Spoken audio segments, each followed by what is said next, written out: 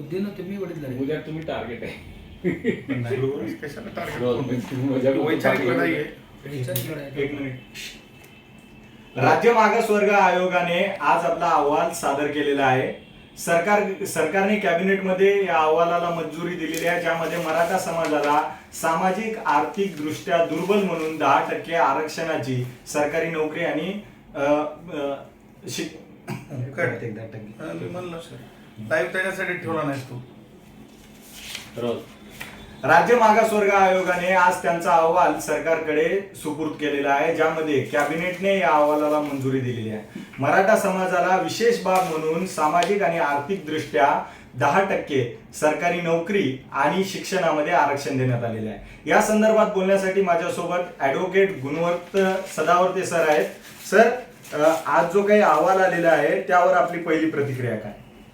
मला आज महाराष्ट्राच्या तमाम माझ्या खुल्या वर्गातील ब्राह्मण असतील, क्षत्रिय असतील, वैश्य असतील, ठाकूर असतील, जैन असतील, सिंधी असतील आणि त्यासोबतच ते तमाम गुणवंत जे वेगवेगळ्या जाती धर्माचे असतील, ज्यांच्यासाठी भारतरत्न डॉक्टर बाबासाहेब आंबेडकरांच्या विचारातून ज्या खुल्या वर्गाच्या गुणवंतांसाठीच्या स्पेस सायन्स पर्यंत या देशाचं नाव 7 समुद्रापलीकड नेण्यासाठीच्या जागा आहेत, त्या जागांची कटोती म्हणजे गुणवंताच्या गुणवत्तेची कत्तल ज्या प्रकारे होत आहे, 10% गुणवंतांची कत्तल केली जात आहे, जे संविधान संमत नाही आहे. आणि म्हणून माझं असं म्हणणं आहे की सभागृहातील सन्माननीय आमदारांनो, तुम्हाला माझी विनंती आहे आणि ती विनंती अशी आहे की तुमची सतसत विवेकबुद्धी जागृत ठेवा,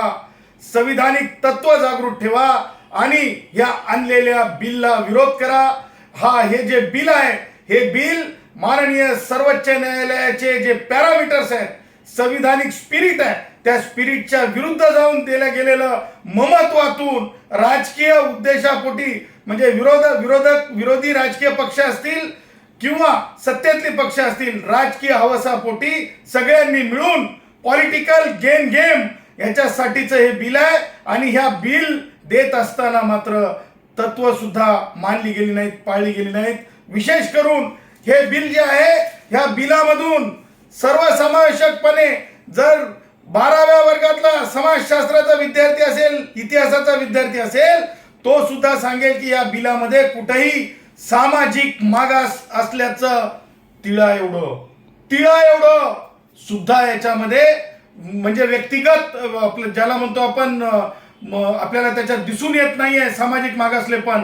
कोणत्या आधारावर तुम्ही आर्थिक मागासलेपणाला सामाजिक मागासलेपणामध्ये कन्व्हर्जन करत आहात?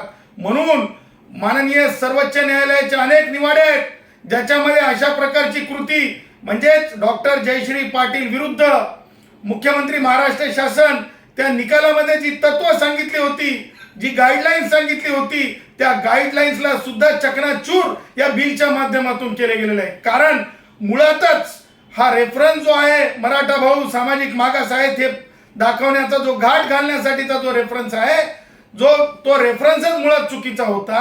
आणि तो चुकीचा रेफरन्स अशा एका व्यक्तीच्या हातात देण्यात आला म्हणजे जे निवृत्त न्यायमूर्ती शुक्रे आहेत, ते मी परत आज सांगतो, ते मराठा आरक्षणाच्या आरक्षणवादी कार्यकर्ते आहेत. डोळ्यांनी सगळ्यांनी पाहिलंय जरंग्यासोबत त्यांचे संबंध. आणि अशा व्यक्तींना मी असं मानतो की सेवानिवृत्तीनंतर एका कार्यकर्त्याला ते कार्यकर्ते आहेत सेवानिवृत्तीच्या नंतर, अशा मध्यंतरीच्या काळातील मराठा आरक्षणाच्या कार्यकर्त्याच्या हातामध्ये मला चुकीचे शब्द वापरायचे नाहीत कोलितासारखे, मला वापरायचे नाहीत चुकीचे शब्द कोलितासारखे, अशी जिम्मेदारी श्री शुक्रे यांना दिली. शुक्रेंनी काय दिवे लावलेत हे आपल्याला दिसत आहे. शुक्रेंच्या कालखंडामध्ये एक ज्येष्ठ म्हणजे त्यांच्या वयापेक्षा फार वयानं मोठे असलेले जे निवृत्त न्यायमूर्ती आपले मेश्राम साहेब हे कशा प्रकारे वर्तित झाले हे कुठं वेदनादायी आहे. शुक्रेचं त्याच्यामधून कीर्ती समजते. आणि त्याही पुढे जाऊन मागच्याच आठवड्यामध्ये माननीय सर्वोच्च न्यायालयाने म्हणजे सर्वोच्च न्यायालयाने जो एक निकाल दिलेला आहे, त्या निकालामध्ये शुक्रेंची गुणवत्ता विद्वत्ता सुद्धा दिसून येते एका ईडीच्या आरोपीला जामीन देण्याच्या बाबतीतली. त्याच्यामुळे अशा म्हणजे शुक्रेंच्या कारकीर्द इतकी म्हणजे एखादं पुस्तक लिहिणं इतकी आहे. अशा व्यक्तीच्या कार्यकर्त्याच्या हातून ज्या प्रकारे आरक्षणाच्या बाबतीतला महत्त्वाचा विषय जो देण्यात आला आणि त्याची फलिती काय असू शकते, तर त्याची फलिती हीच आहे की कुठेही सामाजिक मागासलेपण दिसत नाही. आता शेतकरी आत्महत्येची वेदना प्रत्येकाला आहे. शेतकरी आत्महत्या मुळातच चुकीची आहे. राईट टू लाईफ आहे, राईट टू डाय नाही आहे. परंतु आपण एक पाहिलं असेल की शेतकरी आत्महत्या ही आर्थिक विवंचनेतून झालेली आत्महत्या आहे. त्याच्या बाबतीमध्ये वेगळ्या संशोधनाचा विषय असू शकेल, परंतु शेतकरी आत्महत्येला आपण सामाजिक मागासलेपणामध्ये नेऊन जोडणं हे अत्यंत चुकीचं आहे. सामाजिक मागासलेपणाची व्याख्या म्हणजे ज्या प्रकारची पुस्तकं आहेत, म्हणजे आपणाला सांगू इच्छितो सामाजिक मागासलेपण ज्याच्यातून आपल्याला समजतंय अशी पुस्तकं लक्ष्मण सारख्या लेखकांची पुस्तकं असतील किंवा नामदेव ढसाळांच्या कविता असतील, ह्याच्यातून तुम्हाला समजतंय की सामाजिक मागासलेपण काय आहे आणि ह्याच्यातून तुम्हाला समजतंय की माझे जे घिसडी भाऊ असतात कशा प्रकारे मेहनत करत असतात, कशा प्रकारे भाता चालवत असतात, माझे जे वडार भाऊ आहेत ते कशा प्रकारे खडीफोडी करत असतात, माझे जे सुतार भाऊ आहेत कशा प्रकारे पटाशी चालवत असतात, माझे जे भाऊ ज्याला आपण म्हणतो मसनजोगी भाऊ आहेत ते मसनजोगी भाऊ कशा प्रकारे स्मशानामध्ये किती मोठं कार्य करत असतात, किती सामाजिक मागासलेपण म्हणजे ह्या सगळ्या जिथे भूत म्हणतो तिथं सुद्धा ते निर्धस्त असतात. आणि हे सामाजिक मागासलेपणाचं तत्व मला वाटतंय शुक्रेंना मला वाटतंय चुकीचे सामाजिक शास्त्राचं ज्ञान त्यांनी अवगत केलेलं असावं. त्याच्यातून त्यांनी आर्थिक मागासलेपणाला सामाजिक मागास ठरवण्याचा प्रयत्न केलेला आहे, जो की मला असं वाटतंय आजच्या सभागृहामध्ये यशस्वी होऊ नये. आणि मला त्याही पुढे डंकेची चोट पे म्हणायचं आहे, सरकार मला तुम्हाला निक्षून सांगायचं आहे ते हे की ब्राह्मण असेल, वैश्य असेल, क्षत्रिय असेल, सिंधी असेल, गुणवंत जे असतील ते सिरियाचे नाही आहेत, ते हिंदुस्थानचे आहेत. या मातीची रक्षण करते आहेत, या मातीचा स्वाभिमान बाळगणारे आहेत. आम्ही नथुरामजी गोडसे पंडित साहेबांचे विचार, फुले शाहू आंबेडकरांचे विचार, यांच्या विचाराचे पायीक आमच्या मताला किंमत आहे की नाही सरकार, हा प्रश्न मी उपस्थित करतो. सभागृहातल्या आमदारांनी विचारावा सरकारला.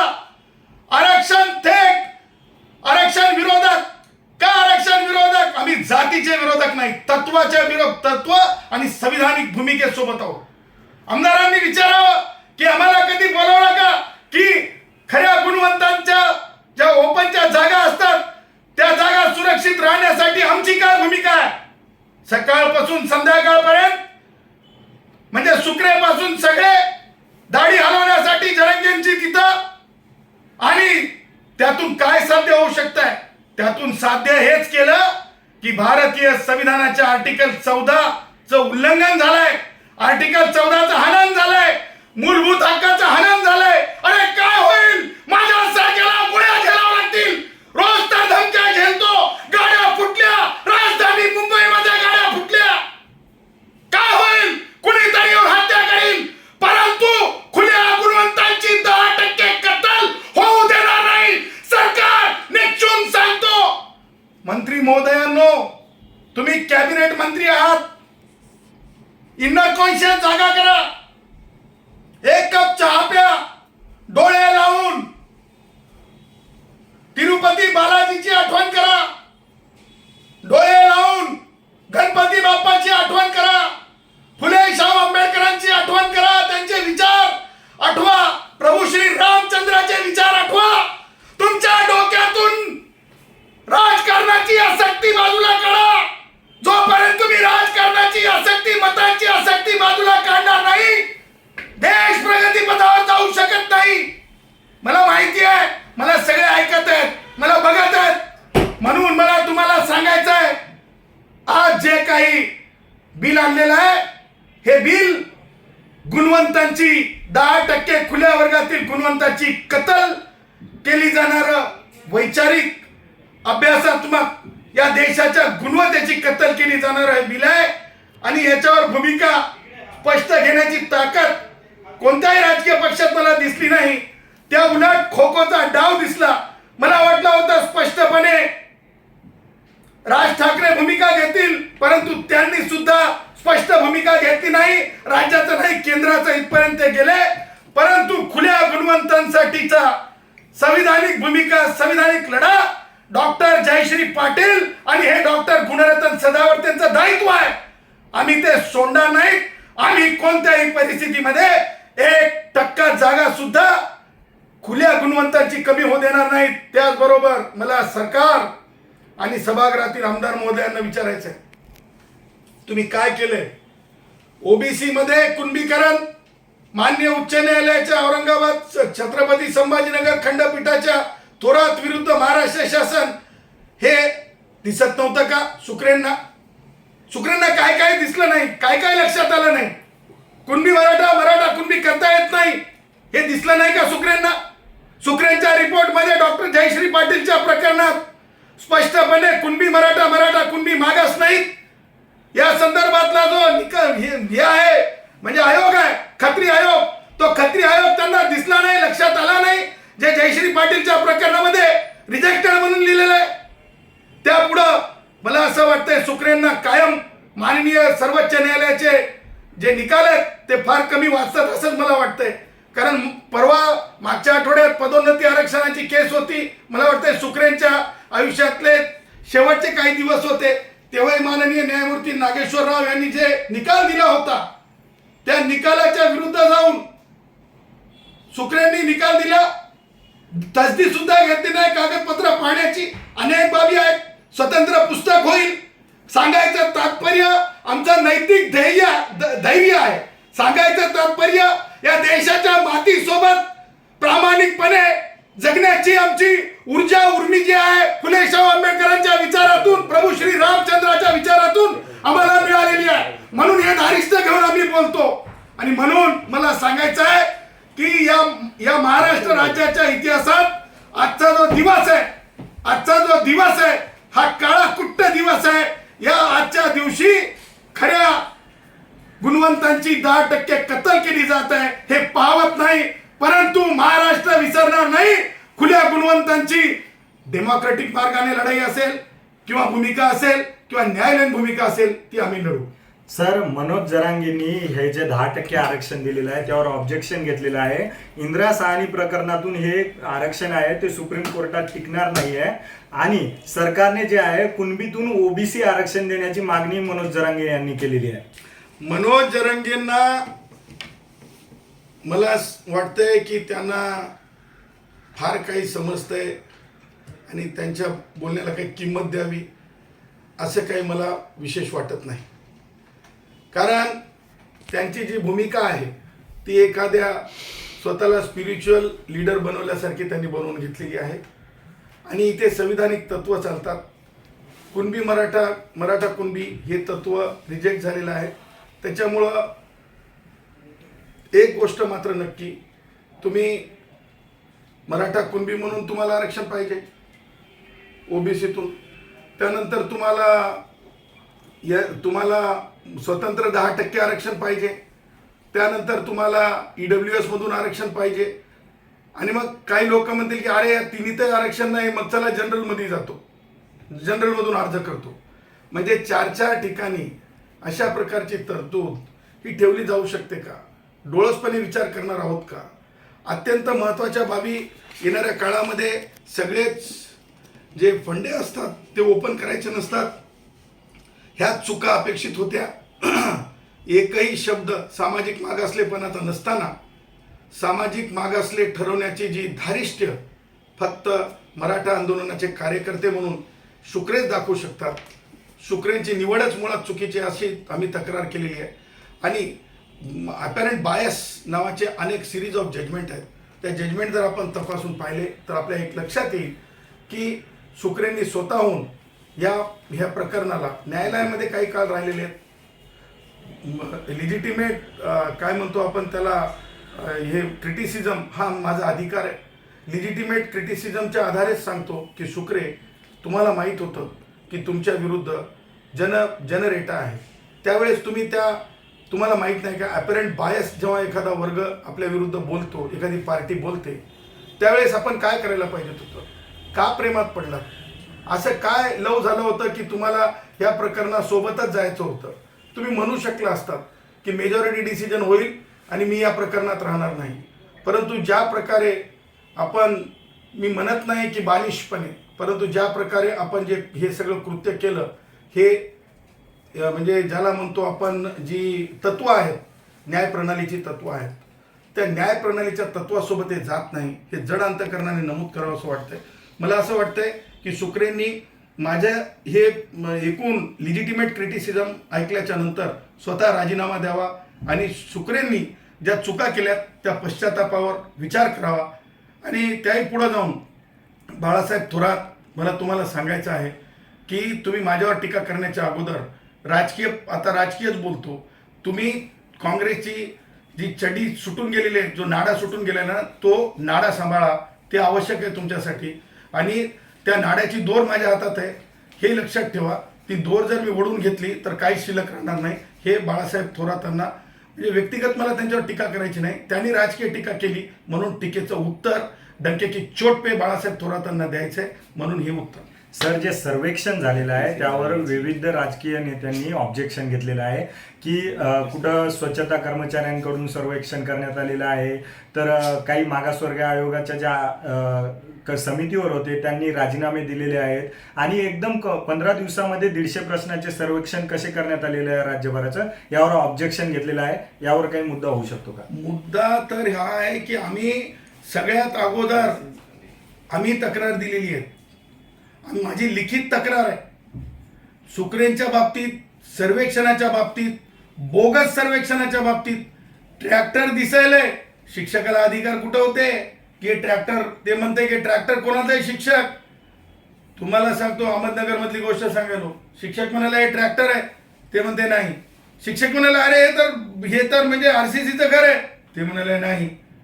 कारण क्रॉस व्हेरिफिकेशनची तरतूद कुठे आहे? म्हणजे सोशल मीडियावर सांगण्यात आलं झोपड्या आहेत सांगा, परंतु ह्या सगळ्या बाबी सुद्धा शुक्रे विसरले की ह्या बाबी सुद्धा आर्थिक मागासलेपणाच्या आहेत, सामाजिक मागासलेपणाच्या नाही आहेत. म्हणजे जड अंतकरणाने सांगायचं आहे की अशोक चव्हाण यांच्या नांदेड जिल्ह्यामध्ये जिथे ते नेतृत्व करतात, विष्णुपुरी गाव आहे, जिथे त्यांच्या बापाच्या नावाने मेडिकल कॉलेज आहे, त्या विष्णुपुरी गावामध्ये मला जी माहिती आहे, मागच्या काही वर्षांपूर्वीपर्यंत म्हणजे भारतरत्न डॉक्टर बाबासाहेब आंबेडकरांची जयंती त्या गावातून जाऊ दिली जात होती का हे विचारा. अशोक चव्हाण उत्तर द्या. त्याचबरोबर त्यांच्याच मतदारसंघामध्ये मुदखेड तालुक्यातल्या रोई पिंपळगाव, तिथे सुद्धा ज्यावेळेस संजय बॅनर्जी नावाचा अधिकारी आतापर्यंत मागचा त्यांची म्हणजे आत्महत्या झाली, त्या प्रकरणात सुद्धा गावातून जाऊ देण्याची मुभा होती का? याला सामाजिक मागासलेपण म्हणतात.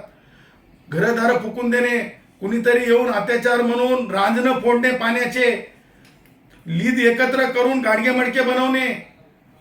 एका बाजूला आमचे जे म्हणजे कोण काय खावं हा प्रत्येक व्यक्ती स्वातंत्र्याचा भाग आहे. आम्ही फेंडरी गुंडा म्हणतो, आमचे जे पिल्ले असतात आमचे डुकराचे, ते भाजून खाणे, कापून खाणे, हे आमचं मागासलेपण आहे. हे ह्याला मागासले म्हणलेलं आहे. म्हणजे तुम्ही अमावस्येचं ताट ठेवून द्यायचं कावळ्याला खायला आणि आम्ही जाऊन ते ताट खाऊन घ्यायचं. मी खाल्लेलं आहे ते ताट, कारण मी अभ्यासाला जायचो गोदावरीच्या काठाला, तेव्हा अमावस्या पौर्णिमा असली की लोक ताट आणून ठेवायचे, एकदम छान सुंदर ताट, त्याच्यात सगळंच मिळायचं खायला, दक्षिणा मिळायची. त्यामुळं सांगायचं तात्पर्य हे सामाजिक मागासलेपणाचं तत्व आहे. हे मराठा भावांसोबत कुठेही अशा प्रकारचं डिस्क्रिमिनेशन नव्हतं. आणि मला डंके की चोट पे सांगायचं आहे, हा राजकीय मी स्टंट म्हणणार नाही, सरकार आहे, परंतु हे न टिकणारी बाब आहे. आणि मला असं वाटतंय सरकारने हे बिल वापस घ्यावं. आणि सन्माननीय राज्यपाल महोदयांना मी विनंती करतो की एकूण डिबेट ऐकल्याच्या नंतर कोणतेही बिल म्हणजे बिलाला कायद्यात स्वरूप देण्याच्या अगोदर आमचं मत लक्षात घ्यावं. सन्माननीय राज्य सरकारने आमचं मत विरोधक म्हणून, म्हणजे आरक्षणाची कटोती करण्याच्या अगोदर विरोधक म्हणून ऐकलेलं नाही. आम्ही आमची ऑब्जेक्शन नोंदवलेलं आहे. खास करून मी डॉक्टर गुणरत्न सदावर्ते ऑब्जेक्शन नोंदवलेलं आहे. सर्वेक्षणावर ऑब्जेक्शन नोंदवलेलं आहे. माझ्या ऑब्जेक्शनला नंबर देण्यात आलेला नाही आणि माझा ऑब्जेक्शनचं रिड्रेसल झालेलं नाही. आणि हे सगळ्या गोष्टी लक्षात घेता राज्यपाल महोदयांनी बिलवर सही करण्याच्या आधी, असेंट करण्याच्या आधी म्हणजे कायदा स्वरूपात आमचं म्हणणं ऐकावं, नैसर्गिक न्याय मानावा अशी माझी कळकळीची विनंती आहे. मी राज्यपाल महोदयांना आता लगेच पत्र ईमेल करत आहे. सर, एक शेवटचा छोटा प्रश्न आहे. ज्या हरकती आलेल्या आहेत त्या ॲड्रेस झालेल्या नाहीत आणि तुम्ही सुद्धा हरकती टाकलेल्या आहेत. जर त्या ॲड्रेस झाल्या नाही तर तुम्ही सुप्रीम कोर्टाचा मार्ग स्वीकारणार का परत एकदा मराठा आरक्षण विरोधात? बघा, माननीय सर्वोच्च न्यायालयाचा अवमान केलेला आहे सरकारने स्पष्टपणे. माननीय सर्वोच्च न्यायालयाच्या संविधान पीठाचा अवमान केलेला आहे सरकारने स्पष्टपणे. माननीय सर्वोच्च न्यायालयाचे जे निर्देश दिलेले आहेत, मला सांगा याच्यामध्ये पॉलिटिकल सर्वेक्षण केलं आहे. त्या पॉलिटिकल सर्वेक्षणमध्ये किती टक्के आज तुम्ही दाखवणार आहात? अत्यंत दुर्गम्य बाब मी तुमच्या माध्यमातून सांगू इच्छितो. I don't know what feel. 2008 नंतर काय परिस्थिती झाली हे पाहण्यासाठी 2008 नंतरचं सामाजिक मागासले पण मोजलं जाऊ शकतंय. संगणकीय युगात आल्याच्या नंतरचं मागासले पण मोजणार आहात तुम्ही. शेकडो वर्ष गुलामगिरीतून, शेकडो वर्ष सामाजिक अन्यायातून जे रंजले गांजले त्यांच्यासाठी अनइक्वल्सला इक्वल करण्यासाठीची ती तरतूद आहे. शुक्रे, सन्माननीय आपण माजी न्यायमूर्ती होतात. सॉरी टू से आपण तात्विक दृष्ट्या विचार करायला हवा होता. मी म्हणत नाही भावलं होऊन तुम्ही हे सगळं करायला नको होतं. जड अंतकरणानं मराठा भाऊ सामाजिक मागास नाहीत. मला असं वाटतंय क्षणाचा विलंब नसावा आणि लागणार नाही. कारण जयश्री पाटीलच्या केसमध्ये 3 निकाल आहेत. एक निकाल नोटीस काढलेली होती सरकारला माननीय सर्वोच्च न्यायालयाने, दुसऱ्या निकालामध्ये स्थगिती दिली होती आणि तिसऱ्या निकालामध्ये जजमेंट स्टकडाऊन झाली होती. 3ही निकाल हातात आहेत. काल रात्री म्हणजे आज सकाळपर्यंत त्याचा अभ्यास करत होतो. सरकारने हे विद्यमान बिल नाकारावं म्हणजे एकूण सभागृहांनी ही भावना आहे. राज्यपाल महोदयांनी सही करू नये कायद्याच्या स्वरूपात आलेल्या बिलाला, ममत्व दाखवू नये, आले आहे तसंच त्याच्यावर कारवाई करू नये, आमचं ऐकावं, हे बिल थांबावं. अन्यथा माननीय भारताच्या संविधानातील आर्टिकल 226 ह्या आधारावर तातडीनं तासांमध्ये ह्या कायद्याला न्यायालयात नेऊन एकूण प्रगल्भ म्हणजे शास्त्रीय अभ्यासाच्या आधारे, संविधानिक अभ्यासाच्या आधारे हा कायदा टिकणार नाही. हे डंके की चोट पे मी तुम्हाला सांगू इच्छितो.